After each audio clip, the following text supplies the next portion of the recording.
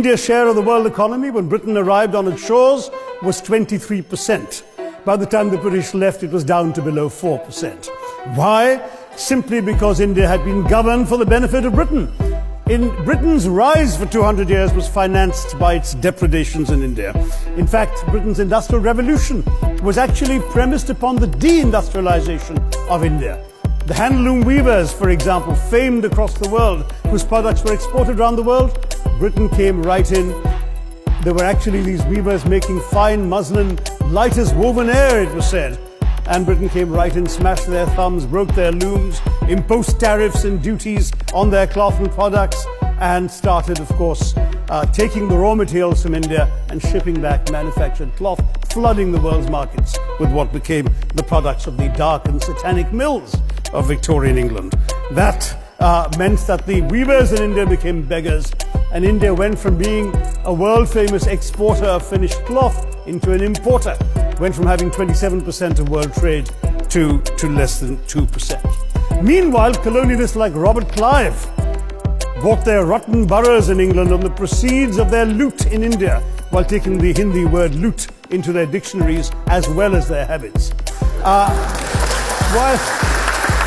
And the British had the gall to call him Clive of India, as if he belonged to the country, when all he really did was to ensure that much of the country belonged to him. By the end of the 19th century, the fact is that India was already Britain's biggest cash cow, the world's biggest purchaser of British goods and exports, and the source of highly paid employment for British civil servants. We literally paid for our own oppression. And as has been pointed out, the wealthy Victorian British families that made their money out of the slave economy. 1/5 of the wealthy class in Britain in the 19th century owed their money to transporting 3 million Africans across the waters. And in fact, in 1833, when slavery was abolished, what happened was that a compensation of £20 million was paid, not as reparations to those who had lost their lives or who had suffered or been oppressed by slavery, but to those who had lost their property. I was struck by the fact that your Wi-Fi password at this union commemorates the name of Mr. Gladstone, the great liberal hero. Well, I'm sorry, his family was one of those who benefited from this compensation.